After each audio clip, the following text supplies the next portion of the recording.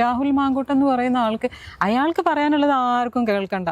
ഇതിലെ യഥാർത്ഥ ക്രിമിനൽസ് എന്ന് പറഞ്ഞാൽ ഇത് പ്ലാൻ ചെയ്ത് ഇത്തരം ഒരു ചതി ചെയ്ത ക്രിമിനൽസ് അവർ സുഖമായിട്ട് കഴിയുന്നു എന്നുള്ളതാണ്. അവർക്കൊരു പ്രശ്നവുമില്ല. എനിക്ക് ഉറപ്പിച്ച് ഞാൻ പറയാം, എനിക്കോ ചേട്ടനോ എന്തെങ്കിലും സംഭവിക്കുകയാണെങ്കിൽ ഞങ്ങളെ ജീവനെ എന്തെങ്കിലും സംഭവിക്കണം, ആ സ്ത്രീ മാത്രമായിരിക്കും ഉത്തരവാദി. ആ പോക്ക് എങ്ങനെയൊക്കെ അങ്ങ് പോയി, എതിലേക്കോ പോയി. ആ പോക്ക് പറഞ്ഞു കഴിഞ്ഞാൽ ആ പോക്ക് പോയി ശ്മശാനം, ആളൊഴിഞ്ഞ റെയിൽവേ സ്റ്റേഷൻ, ഒളിവിൽ കഴിഞ്ഞത്, ഇതൊക്കെയായിരുന്നു എൻ്റെ വാസസ്ഥലം. ഈ ഒരു ഫ്രോഡ് ലേഡി, എനിക്ക് സത്യം പറഞ്ഞാൽ അവരുടെ പേര് പറയണം നല്ല ആഗ്രഹമുണ്ട്. പലർക്കും അറിയാം, ഞങ്ങളുടെ കൂടെ തന്നെ ഇടയ്ക്ക് ഉണ്ടായിരുന്നു. അപ്പോൾ എല്ലാവരും ചോദിക്കും ചേട്ടൻ്റെ അടുത്ത്, നിങ്ങൾ എന്തിനാ ഇവരെ കൂടെ കൊണ്ടു നടക്കുന്നത്, ഇവർ ഫ്രോഡാണ്, ഇവർ ആരാന്ന് വിചാരിച്ചിട്ട് കൊണ്ടു നടക്കുന്നതെന്ന് ചോദിക്കും. ഉണ്ടായിരുന്നു. നമസ്കാരം. നിരവധി പ്രതിസന്ധികളിലൂടെ കടന്നുപോയ നമ്മുടെ പ്രിയങ്കരനായ നടൻ ശ്രീ കൂട്ടിക്കൽ ജയചന്ദ്രനാണ് ഇപ്പോൾ നമ്മളോടൊപ്പമുള്ളത്. ഒരുപാട് കാര്യങ്ങൾ അദ്ദേഹത്തിന് പ്രേക്ഷകരോട് പറയാനുണ്ട്. നമസ്കാരം. നമസ്കാരം.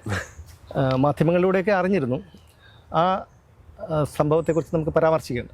പക്ഷേ എങ്ങനെ ആ ഒരു പ്രതിസന്ധി ഘട്ടത്തെ തരണം ചെയ്തു എന്നുള്ളതാണ്. താങ്കളൊരു സിനിമാ നടനാണ്. അപ്പോൾ അതുകൊണ്ട് തന്നെ അതേക്കുറിച്ചുള്ള ചോദ്യങ്ങളിലേക്ക് വരുന്നതിന് മുൻപ് താങ്കളെ ഒരുപാട് സ്നേഹിക്കുന്ന പ്രേക്ഷക സമൂഹത്തിന് അതേക്കുറിച്ച് അറിയാനുള്ളൊരു ആകാംക്ഷയുണ്ട്. ഇതിലെ പ്രധാന ഒരു സംഭവം എന്ന് പറഞ്ഞാൽ നമുക്ക് അതിൻ്റെ അതെല്ലാ കാര്യങ്ങളും ഡീറ്റെയിൽ പറയണമെന്ന് ആഗ്രഹമുണ്ട്. കാര്യം അത് പ്രേക്ഷകർ അറിഞ്ഞിരിക്കേണ്ട കാര്യം തന്നെയാണ്. കാര്യം നമ്മൾ പ്രേക്ഷകർക്കിടയിൽ ജീവിക്കുന്ന ഒരു വ്യക്തി ആയതുകൊണ്ട് മലയാളികളെല്ലാവരും അറിഞ്ഞിരിക്കേണ്ട കാര്യം തന്നെയാണ്. പക്ഷെ നമ്മുടെ ഈ വ്യവസ്ഥിതിയുടെ ഒരു വലിയൊരു പ്രശ്നമുണ്ട്. നമുക്കിപ്പോൾ അത് പറയാൻ പറ്റില്ല. ഇപ്പം നമ്മളെ ആരാണ് ദ്രോഹിച്ചത്, ആരാ ചതിച്ചത് എന്ന് തുറന്നു പറയാൻ പറ്റാത്ത ഒരു സാഹചര്യമാണ് നമ്മുടെ നാട്ടിൽ, അറിയാമല്ലോ. അതെ അതെ. ഇപ്പം അതെങ്ങാനും പറഞ്ഞു പോയാൽ നിങ്ങളും ഞാനും ഒക്കെ പ്രതികളാവും. അതാണ് ഇതിലെ ഏറ്റവും വലിയൊരു സങ്കടകരമായിട്ടുള്ളൊരു കാര്യം, ദുഃഖകരമായ കാര്യം. ഇതിലെ യഥാർത്ഥ ക്രിമിനൽസ് എന്ന് പറഞ്ഞാൽ ഇത് പ്ലാൻ ചെയ്ത് ഇത്തരം ഒരു ചതി ചെയ്ത ക്രിമിനൽസ് അവർ സുഖമായിട്ട് കഴിയുന്നു എന്നുള്ളതാണ്. അവർക്കൊരു പ്രശ്നവുമില്ല, നമുക്കൊന്നും പറ്റില്ല.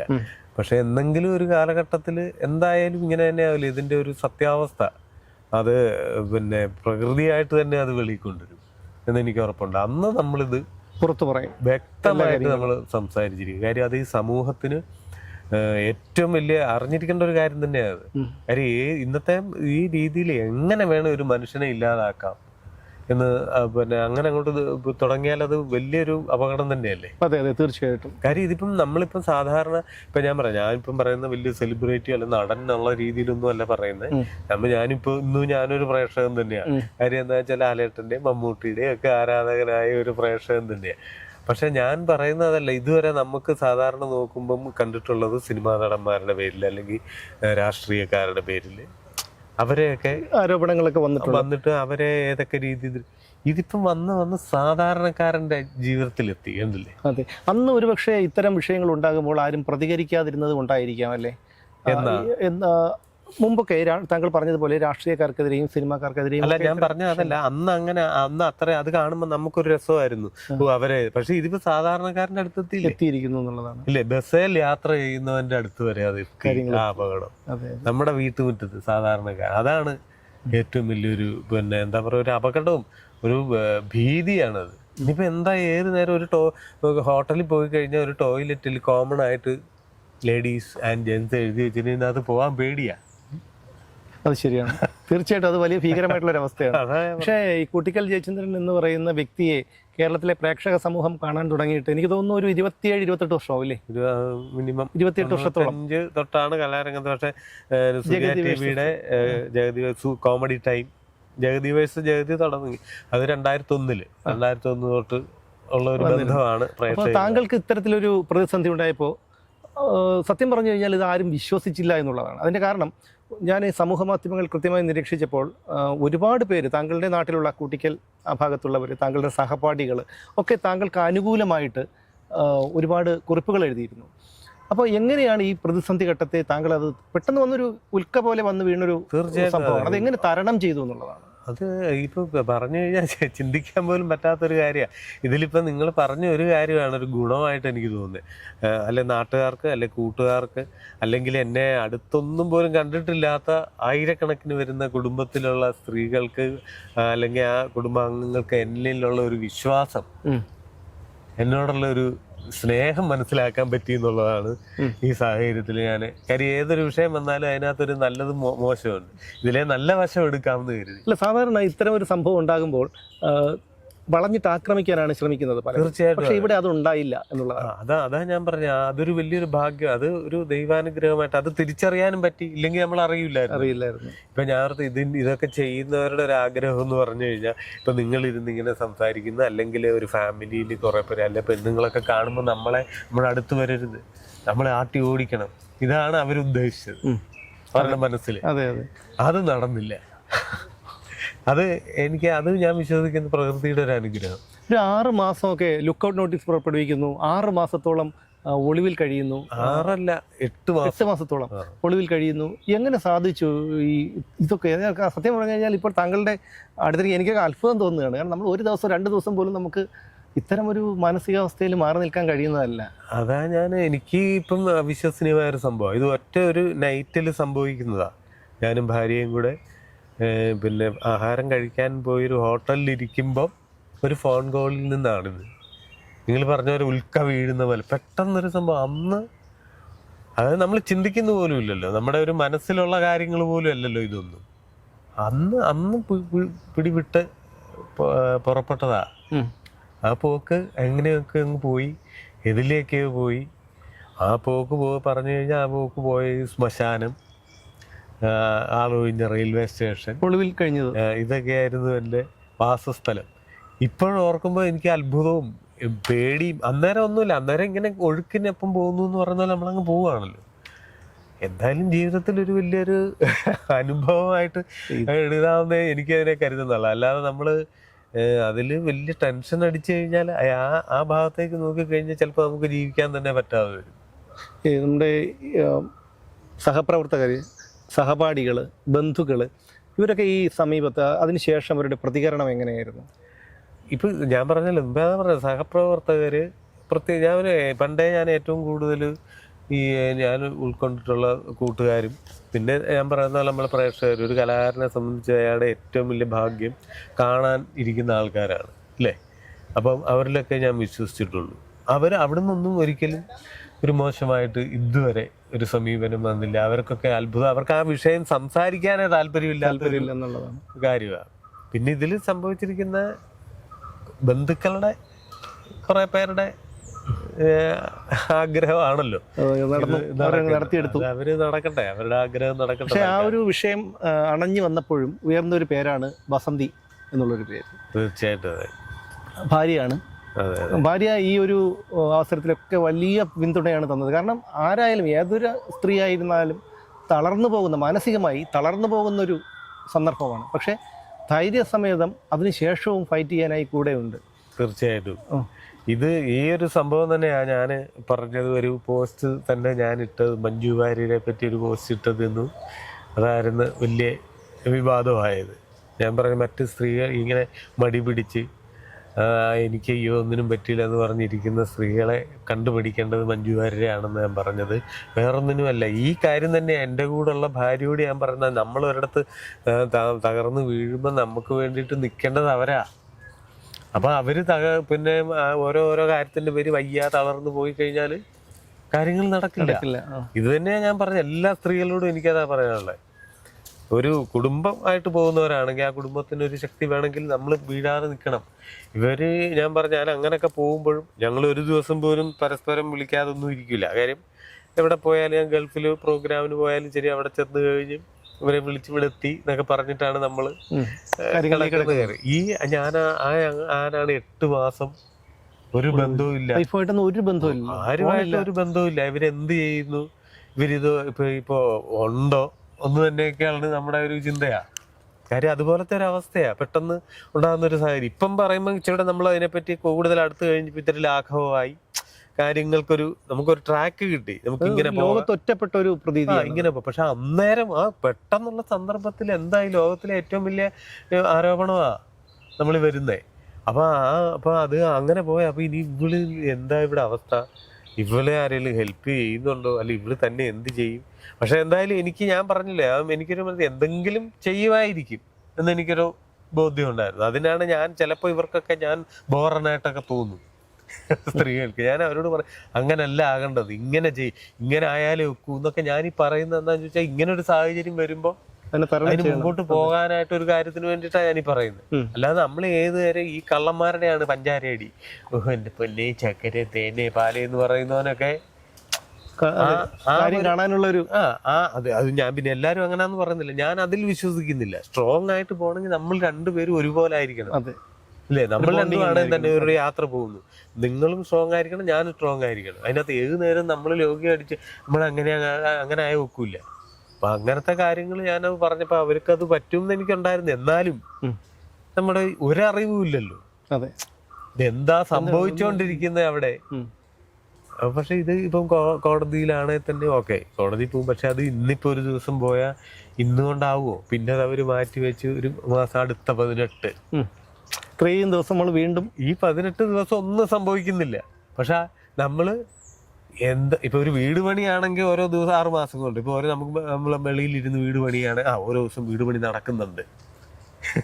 ഇത് നമ്മൾ ഈ 8 മാസം ഇങ്ങനെ പോകുമ്പോ 18-ാം തീയതി വരുന്ന മാസം 18-ാം തീയതി എന്ന് പറഞ്ഞിരിക്കുന്നു എന്ന് പറഞ്ഞ് നമ്മൾ അനന്തമായിട്ട് ഒരു ബന്ധവുമില്ലാതെ ഇങ്ങനെ പോവുക.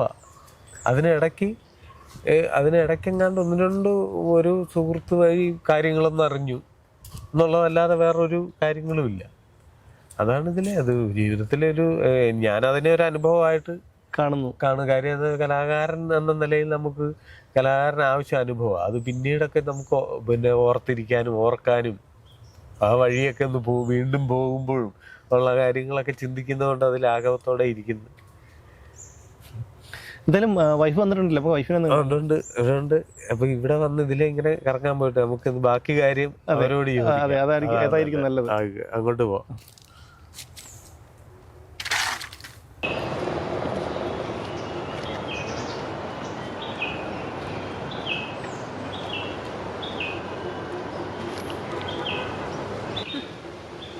അപ്പോൾ ഈ ഒരു പ്രതിസന്ധി ഘട്ടത്തിൽ ഭർത്താവിനോടൊപ്പം ഉണ്ടായിരുന്ന ആളാണ്. കാരണം ഞാൻ നേരത്തെ ശ്രീ ജയചന്ദ്രനോട് ചോദിച്ചതുപോലെ എല്ലാവർക്കും ഇതൊന്നും ഉൾക്കൊള്ളാൻ പറ്റിയൊരു കാര്യമല്ല. നമ്മളൊരു പണമിടപാടോ അങ്ങനെ എന്തെങ്കിലുമൊക്കെ ആയിരുന്നെങ്കിൽ പിടിച്ചു നിൽക്കാം. പക്ഷേ ഇതെന്ന് പറഞ്ഞാൽ ഒരു മനുഷ്യൻ്റെ ജീവിതത്തെ തന്നെ തകർക്കുന്ന, ഒരു മനുഷ്യൻ്റെ മാത്രമല്ല മനുഷ്യൻ്റെ ചുറ്റും നിൽക്കുന്ന അവരെ പ്രിയപ്പെട്ടവരുടെയും മാനസികമായി തകർക്കുന്ന ഒരു സംഭവമാണ്. അതിനെങ്ങനെ തരണം ചെയ്യാൻ കഴിഞ്ഞു? അദ്ദേഹം പറഞ്ഞു 8 മാസത്തോളം ഒരു ബന്ധമില്ലായിരുന്നു. എങ്ങനെയായിരുന്നു അത്? എന്താ പറയുക, ചേട്ടനത് ചെയ്തിട്ടില്ല എന്ന് വെച്ചാൽ നന്നായിട്ട് അറിയാവുന്ന ആളാണ്. ഞാൻ കുറേ പ്രാവശ്യം ഇത് പറഞ്ഞിട്ടുണ്ട്. അതായത് നമ്മുടെ ഇപ്പോൾ വീട്ടിൽ 3 പേരുണ്ട്, 3 ആണുങ്ങളുണ്ട്. അതിൽ ആർക്കിട്ട് എറിഞ്ഞു കഴിഞ്ഞാൽ കൂടുതൽ കൊള്ളും എന്നുള്ളത് ചിന്തിച്ചിട്ടാണ്. പിന്നെന്താ വെച്ചാൽ എന്നോട്, ഞാൻ എന്ന വ്യക്തിയോട് എന്നെ തകർക്കണമെങ്കിൽ എന്ത് ചെയ്യണം? എൻ്റെ കൂടെ നിൽക്കുന്ന ആളെ തകർക്കണം. അതാണ് മെയിൻ.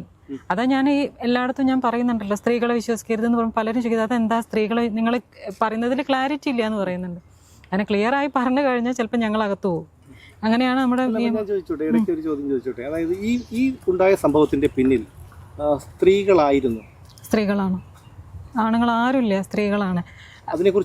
അതായത് പരിമിതിയുണ്ട്, തീർച്ചയായിട്ടും പറയും. അതായത് സ്ത്രീകളാണ്. പക്ഷേ ഒരു ഫാമിലി ആകുമ്പോൾ പല പല പ്രശ്നങ്ങളും ഉണ്ടാവും, അതവിടെ നിൽക്കട്ടെ. അതിൽ പക്ഷേ വെളിയിൽ നിന്നുള്ളൊരു സ്ത്രീ, എല്ലാവരുടെ അടുത്തും ഞാൻ പറയുന്നുണ്ട്, വെളിയിൽ നിന്നുള്ള നമുക്ക് നല്ല അടുപ്പുള്ളൊരു സ്ത്രീ ഭയങ്കരമായിട്ട് ഇതിൻ്റെ പിന്നാലെ നടന്നിട്ട്, അതായത് ഒരു കള്ളക്കേസ് കൊടുക്കാൻ ഒരു അഡ്വക്കേറ്റിൻ്റെ എന്തായാലും ഉപദേശം വേണം. ഇത്രയും ക്രിമിനൽ നമുക്ക് പറ്റുമോ? ഒരാൾക്കെതിരെ ഇങ്ങനെ കൊടുത്ത് ലോക്കാക്കാൻ നമുക്ക് പറ്റുമോ? എനിക്ക് പറ്റൂല, എല്ലാവർക്കും പറ്റൂല. ഒരു സ്ത്രീ വളരെ ഫ്രോഡായിട്ടുള്ള കോഴിക്കോട് തന്നെയുള്ള ഒരു സ്ത്രീ, ഒരുപാട് കേസുകളിലുണ്ട്. അപ്പം അവർ പല ഹോസ്പിറ്റലുകളിലും ഈ പറഞ്ഞ ഹാർട്ടിൻ്റെ ഉൾപ്പെടെ മരുന്നുകൾ മറച്ച് വിൽക്കുക, അങ്ങനെയായിട്ട് ഹോസ്പിറ്റലിൽ നിന്ന് പറഞ്ഞു വിട്ടിട്ടുള്ളൊരു ലേഡി. അവർ ഓൺലൈൻ മാധ്യമത്തിൽ വർക്ക് ചെയ്തിട്ട് ഈ മനുഷ്യൻ ഒളിവിലുള്ള സമയത്ത് എല്ലാ പത്രത്തിലും തെലുങ്ക്, കന്നഡ ഉൾപ്പെടെ എല്ലായിടത്തും എവിടെ ഒളിവിൽ നിൽക്കുന്നത് വെച്ചാൽ.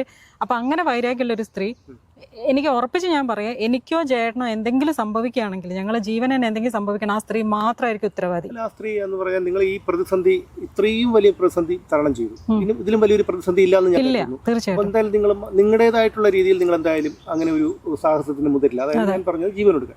അതായത് നിങ്ങളുടെ ജീവന് എന്തെങ്കിലും അപകടം സംഭവിപ്പിച്ചതാണെന്നും അതിന്റെ പിന്നിൽ ആ സ്ത്രീയാണെന്ന്. കാരണം വ്യക്തമായിട്ട് കോഴിക്കോട് കസബ പോലീസിന് അറിയാതെ ആരാന്നുള്ളത് ഞാൻ വ്യക്തമായി പറഞ്ഞു കൊടുത്തിട്ടുണ്ട്. ആ സ്ത്രീയെ പറ്റി അവരെ അന്വേഷിച്ചപ്പോൾ ഞാൻ പറഞ്ഞത് മൊത്തം കറക്റ്റ് ആണെന്നുള്ളതും അവരുടെ വഴിയിൽ അന്വേഷിച്ചപ്പോൾ അവർ ഫ്രോഡാണെന്നുള്ളതും അവർ കണ്ടുപിടിച്ചിട്ടുണ്ട്. പക്ഷേ നമുക്ക് ഇപ്പോഴത്തെ സിറ്റുവേഷനിൽ ഒന്നും ചെയ്യാൻ പറ്റില്ല. പക്ഷെ അവർ ചെയ്തോളും. ഇവരെ ആക്ടിവിറ്റീസ് മൊത്തം ക്രിമിനൽസിനെ പേടിക്കേണ്ട ആവശ്യമുള്ളൂ. എനിക്കും ചേട്ടനും ഒന്നും പേടിക്കേണ്ട ആവശ്യമില്ല. കാരണം ഞങ്ങൾക്ക് അങ്ങനത്തെ യാതൊരു സംഭവങ്ങളും ഇല്ല. ഞങ്ങൾ ക്ലിയർ ആണ്, അത് എവിടെ നിൽക്കും. കാരണം പോലീസ് സ്റ്റേഷനിൽ പോയ സമയത്ത് ഞാൻ പറഞ്ഞിട്ടുണ്ട്, ഒരു ഓഫീസർക്ക് അകത്തേക്ക് കടന്നു വരുന്ന ആൾ ക്രിമിനൽ ആണോന്ന് ആൾക്ക് കണ്ടാൽ അറിയാൻ പറ്റും. അങ്ങനെ ഒരു കേസ് വന്നതെന്ന് വിചാരിച്ചിട്ട് അയാൾ അത് ചെയ്തതാവണമെന്നില്ല. എനിക്ക് ജനങ്ങളോടും പറയാനുള്ളൊരു കാര്യം അത്, ഒരു കേസ് വരുമ്പോഴത്തേക്ക് അയാളെ തെറി വിളിച്ച് അയാളെ വീട്ടുകാർ അത് ചെയ്തിട്ടുണ്ടോ ഇല്ലേന്ന് പോലും അവർക്ക് അറിയില്ല. നമ്മൾ അനുഭവിക്കുന്ന ഒരു ലൈഫുണ്ട്, നമ്മൾ ജീവിച്ചൊരു ലൈഫുണ്ട്, നമുക്ക് മാത്രമേ അറിയുള്ളൂ. ഈ ഒരു ഫ്രോഡ് ലേഡി, എനിക്ക് സത്യം പറഞ്ഞാൽ അവരുടെ പേര് പറയണമെന്ന് നല്ല ആഗ്രഹമുണ്ട്. പലർക്കും അറിയാം, ഞങ്ങളുടെ കൂടെ തന്നെ ഇടയ്ക്ക് ഉണ്ടായിരുന്നു. അപ്പോൾ എല്ലാവരും ചോദിക്കും, ചേട്ടനടുത്ത് നിങ്ങൾ എന്തിനാ ഇവരെ കൂടെ കൊണ്ടു നടക്കുന്നത്, ഇവർ ഫ്രോഡാണ്, ഇവർ ആരാന്ന് വിചാരിച്ചിട്ട് കൊണ്ടു നടക്കുന്നതെന്ന് ചോദിക്കും.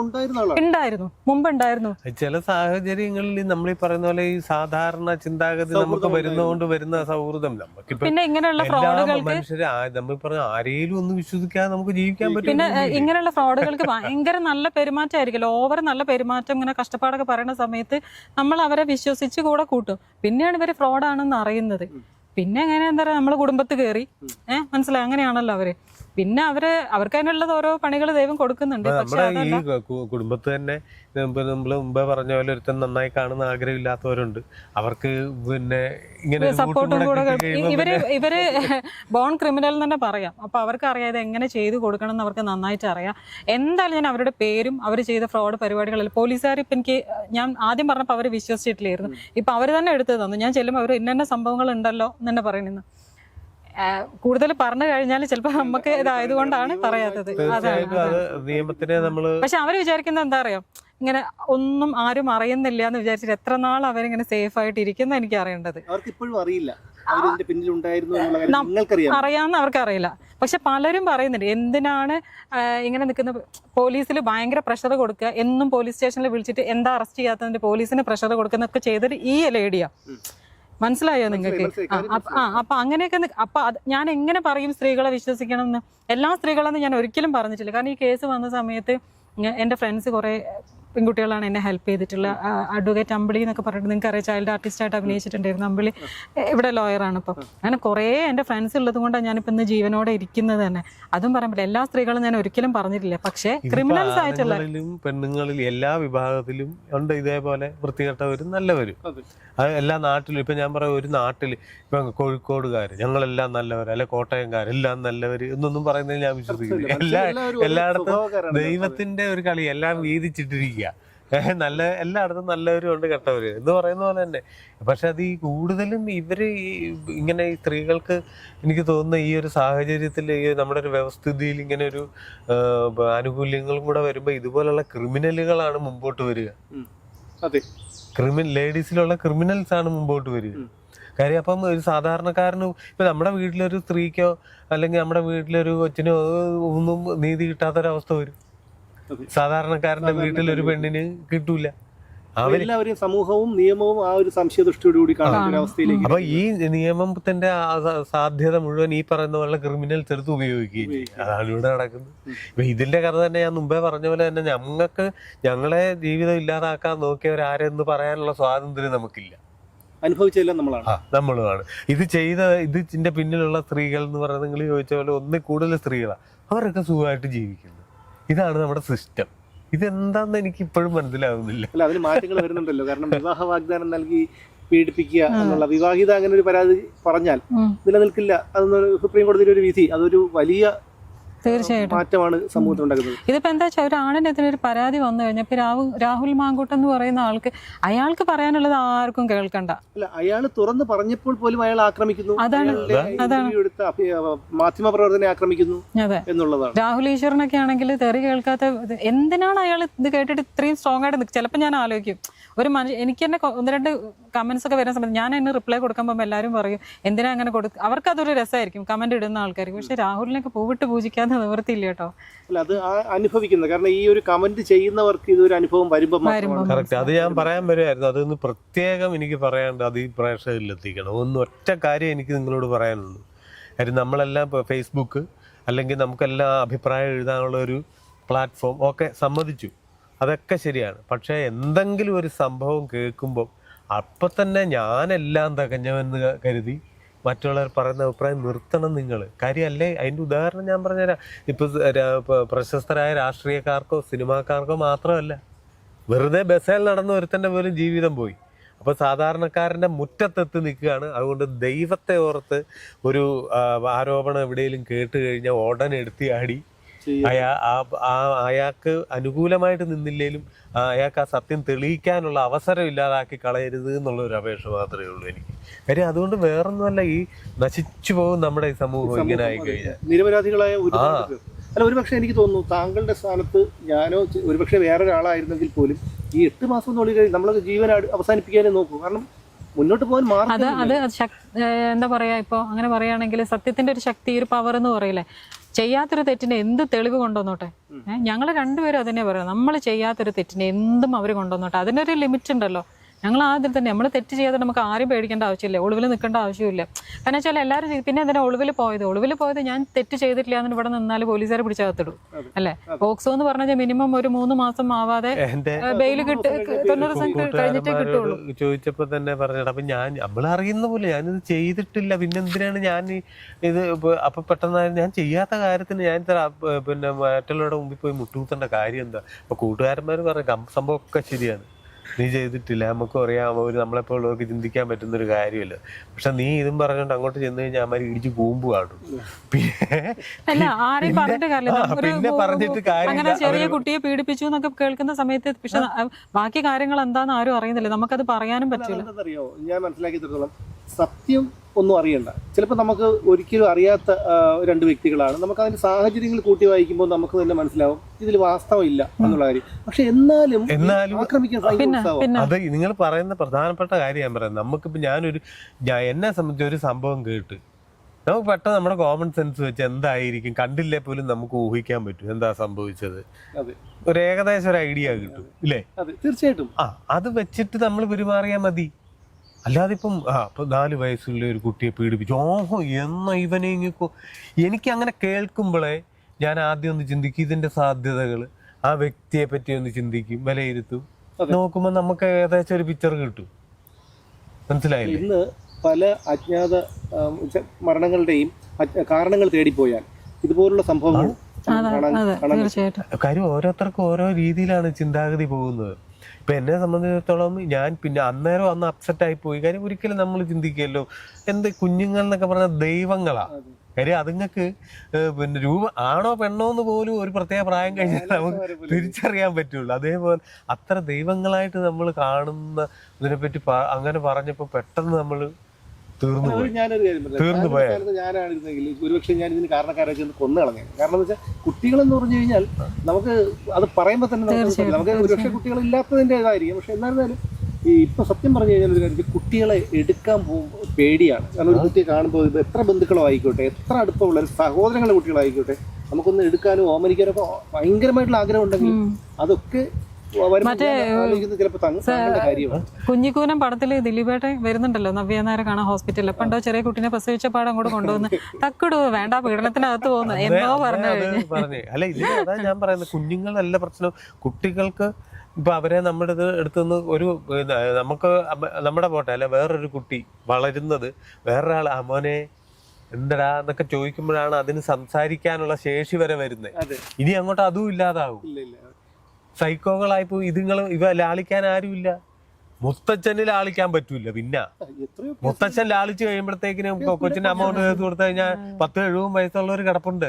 ഇപ്പം കണ്ണൂരിൽ 4 പേര് ആത്മഹത്യ, 2 കുട്ടികളും അമ്മയും ആത്മഹത്യ ചെയ്ത് ഇതുമായിട്ട് ബന്ധപ്പെട്ട ഒരു പോക്സോ കേസ്. ഇപ്പൊ എന്നെ സംബന്ധിച്ച് ഞാൻ ആദ്യം ഒരു അപ്സെറ്റ് ആയി പോയി. കാര്യം അതേപോലുള്ള ഒരു കുഞ്ഞ് എന്താ. പിന്നെ എനിക്ക് ഉള്ള എന്റെ ബേസ് ചിന്താഗതി എന്താണെന്ന് വെച്ചാൽ അതൊരു കലാകാരനായതുകൊണ്ട് കിട്ടിയ ഭാഗ്യം, ഈശ്വരാനുഗ്രഹം. ഞാൻ ജനിച്ചു, ഞാൻ പറഞ്ഞിട്ടല്ലേ ആണോ? അല്ല, ഞാൻ തീരുമാനിച്ച സമയത്തും അല്ല. ഞാൻ ജീവിക്കുന്നു, ഞാൻ ഉദ്ദേശിച്ച പോലല്ല. ഞാൻ മരിക്കുന്നു, അതും അവിടെ നിന്ന് നിശ്ചയിച്ചിട്ടുണ്ട് എന്ന് ചിന്തിക്കുന്നതുകൊണ്ടാണ് ഞാനിപ്പോൾ ജീവിച്ചിരിക്കുന്നത്. അതല്ലാതെ പെട്ടെന്നുണ്ടാകുന്ന ഒരു വൈകാരിക അനുഭൂതിയുടെ പേരിൽ പോയി മരിച്ചു കളയും. അതിനാരെയും കുറ്റം പറഞ്ഞിട്ട് കാര്യമില്ല. കാര്യം അതേപോലെ തെറ്റുകാരനായി സമൂഹത്തിന് മുന്നിൽ ജീവിക്കാൻ തീർച്ചയായിട്ടും അത് ഞാൻ ചിന്തിച്ചു. ഈ പറയുന്നല്ല, ഞാൻ എൻ്റെ ഈ 8 മാസത്തെ യാത്ര എന്ന് പറഞ്ഞു കഴിഞ്ഞാൽ ഞാൻ പിന്നെ ബാങ്കോക്കിലോ അല്ലെ മലേഷ്യയിലോ ഒന്നും ആയിരുന്നില്ല.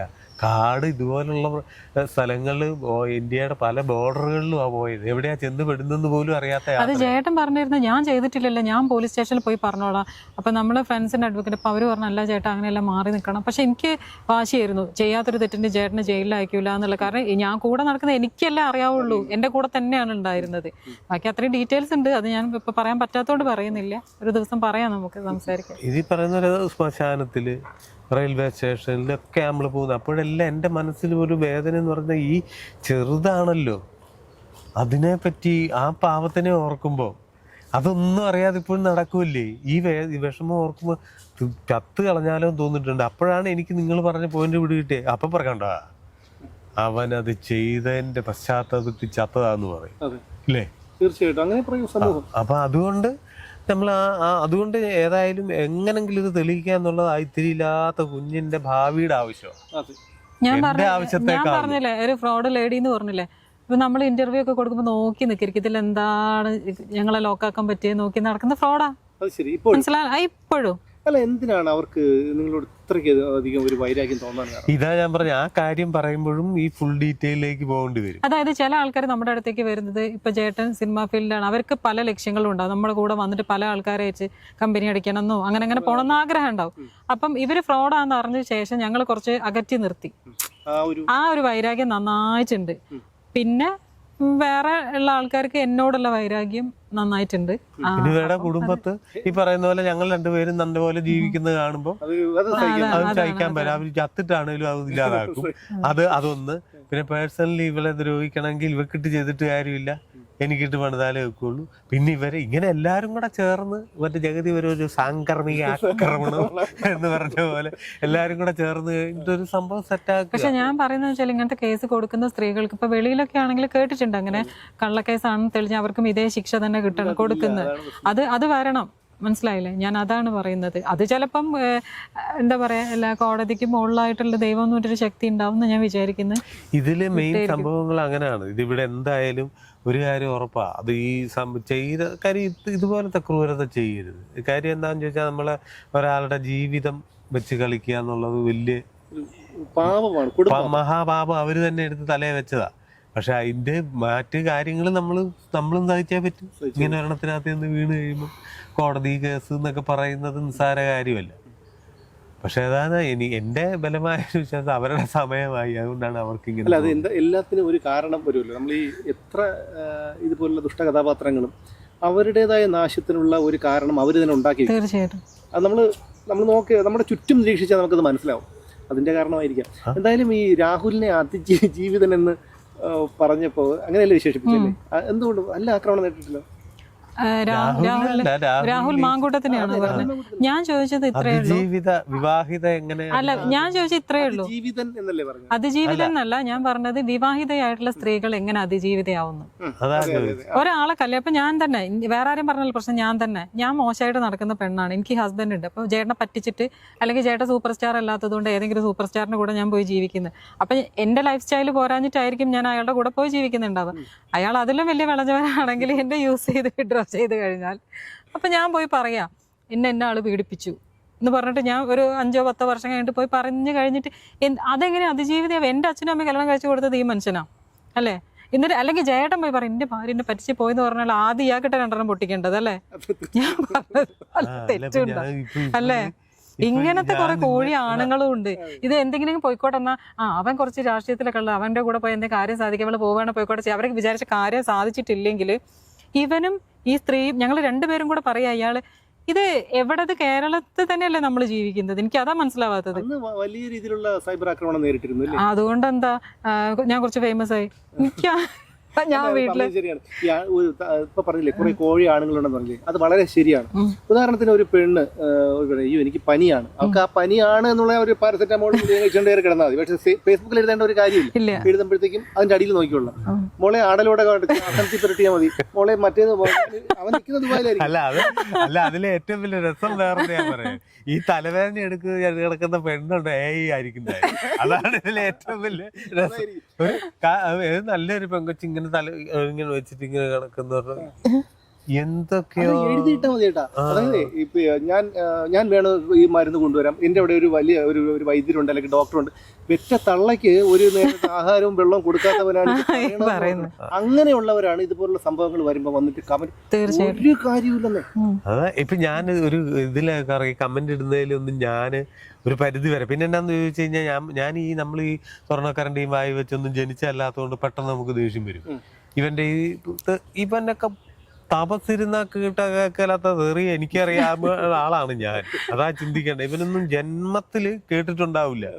അങ്ങനെ ഒരാള് നമ്മൾ സമൂഹത്തിന് വേണ്ടി വളരെ ഡീസൻ്റായി നല്ല പോസ്റ്റൊക്കെ ഇട്ട് എങ്ങനെയും ജീവിച്ചു പോകുമ്പോൾ അതിനകത്ത് വന്ന് നമ്മളെ തെറി പറയുമ്പോഴത്തേക്കിന് എനിക്ക് അത്ര വലിയ സ്വാമി വിവേകാനന്ദനൊന്നും അല്ലാത്തതുകൊണ്ട് ഞാൻ അവനെ പിന്നെ മെസ്സഞ്ചർ കയറി നല്ല അങ്ങ് പറഞ്ഞു കൊടുക്കും. നല്ല അവന് നാണമില്ലാത്തവനായോണ്ടല്ലേ അവനെടുത്ത് വെളിയിൽ. ഞാൻ പറയാം, എന്നെ ഒരുത്തൻ പെരക്കകത്ത് വിളിച്ചിടം മറ്റവൻ രണ്ടെണ്ണം തന്നിട്ട് ഇറങ്ങിപ്പോയാ ഞാൻ മിണ്ടാതെ അവിടെ ഇരിക്കല്ലേ, നാണോ ഉള്ളതും ചെയ്യുക അല്ലേ. ആരും കണ്ടിട്ടില്ല ഇങ്ങനെ ഇറങ്ങി. ഇത് വാതിലോർ അന്നെ ഇവൻ ഇതിനകത്തിട്ട് അടിച്ചെന്റെ ഒരു പല്ല് കളഞ്ഞെന്നൊക്കെ പറഞ്ഞു കഴിഞ്ഞാൽ ആർക്കാണൊക്കെ. ഓരോരുത്തർ കമന്റ് ഇടും. ഞാൻ ഇങ്ങനെ എന്റെ ഒരു വോയിസ് ഇട്ട് എന്ന് പറഞ്ഞ ഒരു സ്ത്രീ പറഞ്ഞല്ലോ, അപ്പൊ പറഞ്ഞു ഇവിടെ ഹസ്ബൻഡും അതുപോലെ മെസ്സഞ്ചറിൽ ഒന്ന് തെറി പറഞ്ഞു. അപ്പൊ ഞാൻ പറഞ്ഞു ആയിക്കോട്ടെ, നീ കോഴിക്കോട് കസബയിലേക്ക് വാ, എന്റെ ഹസ്ബൻഡ് നിന്നെ വെറുതെ തെറി പറഞ്ഞു എന്നിട്ട് നീ അങ്ങോട്ട് ചൊറിയാതെ അയാളെ പ്രൊഫൈലിൽ പോയിട്ട് അനാവശ്യം ഇടാതെ ഒരിക്കലും അയാൾ ചെയ്യൂല, നീ വാ ഞാനും വരാറ്, പിന്നെ ഒരു അനക്കൂല്ല. അങ്ങനെ കുറെ ആൾക്കാർ ഈ പറഞ്ഞ പോലെ കോഴികളുണ്ട്. പിന്നെ ഒരു സ്ത്രീ, ഞാൻ മറ്റേ ഇന്റർവ്യൂവിൽ പറഞ്ഞിട്ടുണ്ടായിരുന്നു, ദിലീപേട്ടൻ ഇടയ്ക്ക് വിളിക്കായിരുന്നു ഞാൻ ഇതിൽ നിന്ന സമയത്ത്. കാരണം അവർക്കൊക്കെ പേടിയായിരുന്നു. ഞാനിങ്ങനെ കരയൊക്കെ ചെയ്യുമ്പോൾ പറയും, ജയേട്ടൻ അവിടെ പിടിച്ച് നിൽക്കാനുള്ള ഒരു ധൈര്യം ദൈവം കൊടുക്കും, ടെൻഷൻ അടിക്കില്ല. അതായത് ഈ ഹൈക്കോടതിയിൽ നിന്ന് ജാമ്യം തള്ളിയ സമയത്ത് ഭയങ്കര ഒരു സിറ്റുവേഷൻ ആയിരുന്നു. സുപ്രീം കോടതി പോകാനാണെങ്കിൽ അത്രയും കാശ് വേണം, ഓൾറെഡി ഇത്രയും പൈസ ചിലവാക്കിയിരിക്കുകയാണ്. അവിടെ സിറ്റിങ്ങിന് അറിയാമല്ലോ, ലക്ഷങ്ങൾ വേണം. അപ്പം ഞാൻ എന്ത് ചെയ്യണമെന്ന് അറിയാൻ നിൽക്കരുത്. അപ്പം അങ്ങനെ വിളിക്കായിരുന്നു എന്നുള്ളത് ഏതോ ഒരു ചാനൽ എടുത്തിട്ടു. അത് മാത്രം ദിലീപേട്ടനെ 3 നേരം വിളിക്കായിരുന്നു. അപ്പോൾ ഒരു സ്ത്രീയാണ് 3 നേരം വിളിച്ചത് എന്തിനാണാവോ എന്ന് പറഞ്ഞു ചോദിച്ചു. ഞാൻ പറഞ്ഞു നിങ്ങൾക്ക് അമ്മാരത്തെ വിളികൾ മാത്രം അറിയാവുന്നതുകൊണ്ട് തോന്നുന്നതാ, ഇത് ആ വിളിയല്ല, രാങ്ങളൊക്കെ വിളിക്കാ പെങ്ങളെ. ഇതിൽ ഞാൻ വേറെ കാര്യം പറഞ്ഞല്ലേ, ഇപ്പൊ ഈ കമന്റ് ഇടുന്നു, ഒരു പരിധി വരെ കമന്റ് ഇടുന്ന അവരോടൊന്നും പോലും എനിക്ക് അങ്ങനെയൊന്നുമില്ല. പെട്ട അന്നേരം ഉണ്ടാകുന്ന ഒരു അതായത് ദേഷ്യം എന്നുള്ളതല്ലേ, നമ്മളങ്ങനെ അവനേക്കാളും തറയാണ് നമ്മള്. അതാ അപ്പൊ ഞാൻ തറയാന്ന് കാണിച്ചോണ്ട് ഒരുത്തം വരുമ്പോ എന്നേക്കാൾ തറയാകാൻ നീ നോക്കുന്നൊന്നുണ്ടാകുന്നുള്ള ഒരു വിഷമേ ഉള്ളൂ. മറിച്ച് അതിൽ എനിക്ക് വിഷമം ഇത്തരം ദ്രോഹിക്കുന്ന ബന്ധുക്കളെ തന്നെയാണ് കൂടെ നിന്നിട്ട്. ഇതല്ലേ അതവര് കമന്റ് ഇട്ട് അവരങ്ങ് പോയി. കാര്യം പരാജിതരുടെ ലക്ഷണമാണ് ഒന്നാമതേ തെറിവിളിയും. ഈ ഉത്തരം മുട്ടുമ്പം തുണി നോക്കി കാണിക്കുക എന്ന് പറയുന്ന പരിപാടിയാണ് ഇതിൽ വന്നിട്ട് ഈ തെറി വിളിക്കുന്നത്. അവരത്രേ ഉള്ളൂ, അവര് കഴിഞ്ഞു. അവരൊന്നും അല്ല, നമ്മൾ ഈ കൂടെ നിന്ന് ചെയ്യുന്ന ഇത്തരം ക്രൂര. ഞാൻ പിന്നെ വേറെ ചിന്തിക്കുന്നത്, ഈ ഒരു കേസ് വരുന്ന സമയത്ത് ഇപ്പോൾ പോക്സോ ആണെങ്കിലും വക്കീൽ പറഞ്ഞ ഒരാളെ കൊന്നിട്ട് വന്നാൽ പോലും ഇതിന്റെ താഴെയുള്ളൂ ശരി, അന്ന് എൻ്റെ അടുത്ത് പറഞ്ഞതാ. അപ്പോൾ അങ്ങനെയുള്ളതിന് ഈ പോലീസുകാരെ വെറുതെ ഇവരുടെ വാശിക്ക് വേണ്ടിയിട്ട് പോലീസിന്റെ മെനക്കെടുത്ത് കോടതിന്റെ സമയം കളയുക, ഇതിനൊക്കെ ഇവർക്ക് ശിക്ഷ കൊടുക്കണ്ടേ? ഞാനതാ നിയമം അത് ചിന്തിക്കേണ്ട കാര്യം. അതിന്റെ ഒരു സൂചനയാണ് ഇപ്പോൾ വിവാഹിതയായ സ്ത്രീകൾ വിവാഹ വാഗ്ദാനം നൽകി പീഡിപ്പിച്ചു എന്ന് പറയുന്നത്. അല്ലേ, ഞാൻ ചോദിക്കട്ടെ, ജഡ്ജസ് ആണെങ്കിൽ അവർ മനുഷ്യരല്ലേ, അവർക്ക് 100 കൂട്ടം അല്ലാത്ത കൊലപാതകം മറ്റു കേസുകളുണ്ടാകുമ്പോൾ ഇതിങ്ങനെ ഇവരുടെ രോഗത്തിന് ഇവർ പോയിട്ട് ഇവർക്ക് ഇതാണോ പണി? നമ്മൾ ദൈവം പോലെ കാണുന്ന മനുഷ്യരല്ലേ, അവർക്ക് ഇതാണോ പണി? അവർക്ക് മടുക്കൂലെന്ന് ഞാൻ ആലോചിക്കുന്നത്. പോലീസിന് ഇപ്പൊ ഒരു പോക്സോ കേസ് അല്ലെങ്കിൽ ഒരു SC/ST എന്നെ ജാതി പറഞ്ഞ് അധിക്ഷേപിച്ചു എന്ന് പറഞ്ഞൊരു പരാതി കൊടുക്കുന്നു. പോലീസ് അല്ലെങ്കിൽ 498 എന്നെ ഭാര്യ എന്നെ ഉപദ്രവിച്ചു, സ്ത്രീധനം ചോദിച്ചു എന്ന് പറഞ്ഞിട്ട് പരാതി കൊടുക്കുന്നു. പോലീസ് അത് നോക്കുമ്പോൾ അറിയാം ഇത് ശരിയല്ല. പക്ഷെ മനസാക്ഷിയുള്ളവർ വിചാരിക്കും വേണ്ട, എന്തിനു നമുക്ക് പറഞ്ഞു ഒതുക്കി വിടാം. അവർ ചെയ്തില്ല എങ്കിൽ ഇവർ മുകളിലേക്ക് പരാതി കൊടുക്കും, അവർക്ക് കേസെടുക്കാൻ നിർബന്ധിതരാകും. പിന്നെ വേറൊരു കാര്യം കൂടെ എനിക്ക് പറയാനുള്ളത് എന്താ വെച്ചാൽ, ഒരിക്കലും ഒരാളുടെ മുന്നിൽ ഈ ഒരു സംഭവത്തിൽ ഇങ്ങനെ ചെയ്തല്ലേ എന്നിട്ട് തല കുഞ്ചി നിൽക്കേണ്ട ആവശ്യം ഈ മനുഷ്യനും വരില്ല, എനിക്കും വരില്ല. ആ ക്രിമിനൽസ് ഇപ്പം സംരക്ഷിക്കപ്പെട്ട് നിൽക്കുകയല്ലേ, അതിന് മാറ്റം വരുത്തണം. അതിന് വ്യവസ്ഥിതി തയ്യാറായേ പറ്റൂ. ഇല്ലെങ്കിൽ വേറൊന്നുമല്ല, ഈ തയ്യാറാകാത്തവരുടെ കുടുംബത്തും ഇത് സംഭവിക്കും. ഇത് എന്നതാ നടന്നത്? ഒന്നും മനസ്സിലാകാതെ അത് നടക്കൂലേ? എന്തൊരു ചതിയാത്. അത് മാത്രമേ ഉള്ളൂ ഇതിലെ ഏറ്റവും എന്താ പറയുക, ഓർക്കുമ്പോൾ നമുക്ക് സഹിക്കാൻ പറ്റാത്തത്.